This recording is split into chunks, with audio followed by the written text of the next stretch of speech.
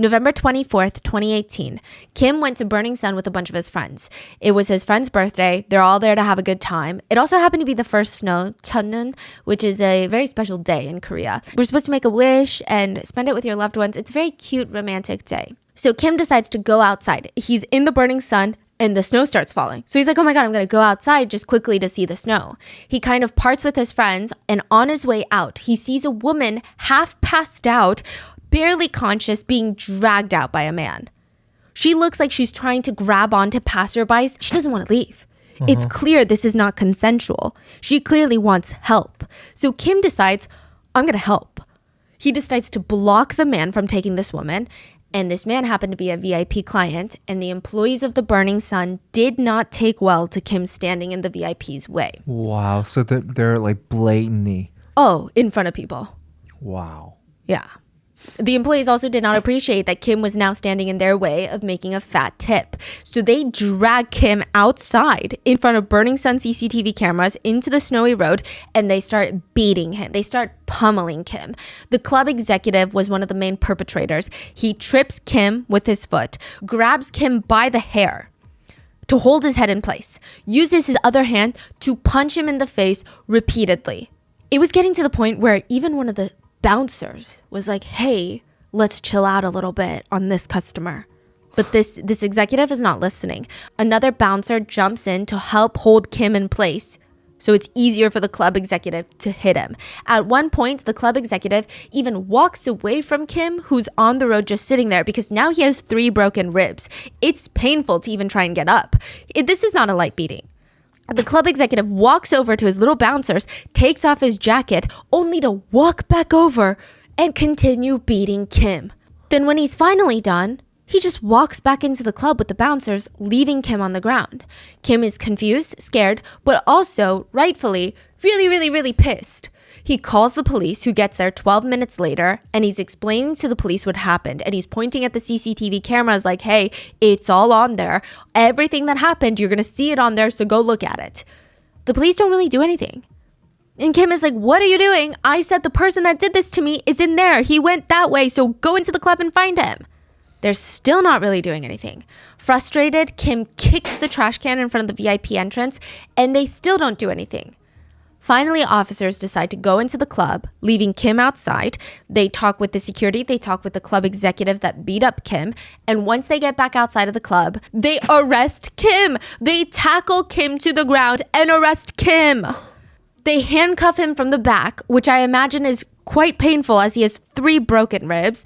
Employees are oddly seen helping the police arrest Kim, which is just really suspicious if you think about it, because Yeah, exactly. even if a client did something wrong and they're getting arrested on the premises, why would you help? Like, there's enough cops already. Yeah. Kim would state that as he's being dragged into the police station, the officers intentionally tripped him, and since his hands were handcuffed behind his back, he had nothing to break his fall except with his face. An officer tripped him? Yeah. He had busted his face, had a severe nosebleed. He claimed the police also kicked him and hit him several times where he had already broken his ribs. He had several broken ribs and they still refused medical care. He was seen at the police station yelling, "Seungri's club, you guys got money, they do hard and they do marijuana in there." 승리 클럽에 너네는 받고 걔네는 마약하고 걔네 거기서 대마하고. January 28th, 2019, Kim starts going on interviews and making posts about what happened to him inside the Burning Sun. His main accusations were, the women are being at the club. Police are getting paid by the club to look the other way. He said, screams could sometimes be heard coming from the VIP rooms of girls begging for help. These are masked by club security, and then the paid-off police department nearby protects the club from legal liability. The police aren't here to protect the public. They're corrupt. Kim started a Blue House petition, and it received more than 200,000 signatures in just one day. The petition detailed specific and assault cases that allegedly happened within the Burning Sun Club, as well as their sketchy and corrupt relationship with the local city police. It gained so much attention, the president at the time promised to have his team look into it. But when the Blue House looked into it, the police just turned in random reports that Kim was committing assault in the club. They argued, look, Kim is the one that was essaying people in the club. He was caught, dragged outside by employees, and beaten. Should he have been beaten like that? No, but the employees just really hate scum of the earth essayers, you know? So we came out and we arrested the guy. With this, all the news outlets started reporting Kim as some sort of criminal, which it's a whole long story we're going to get into later. But the Burning Sun even came out with an official statement stating Kim was an offender and they had no choice but to kick him out. To support their statement, they submitted 2 complaints from women who allegedly were assaulted by Kim at the club. Suddenly, the story very quickly becomes a he said, she said situation rather than a very serious allegation of trafficking inside of a club. But netizens did notice something strange. The person who filed a complaint against Kim saying that she was harassed by him at the club was an employee of the club. Not saying that they can't be harassed by clients, but like she was a merchandiser at the club. It was Anna, the runner. People didn't know that yet, but still, it was just weird. Right after he alleges that there's an underground ring happening at the club, an employee of the club says that he is the assayer. Kim said that he was charged unrighteously and inaccurately on 7 charges, including defamation, indecent acts, criminal battery, and more. And our team tries really hard to not make something about something that it's not, right? But there was a feeling by the K netizens and by a lot of people that had gone to the Burning Sun. Okay, a man has spoken out about the club.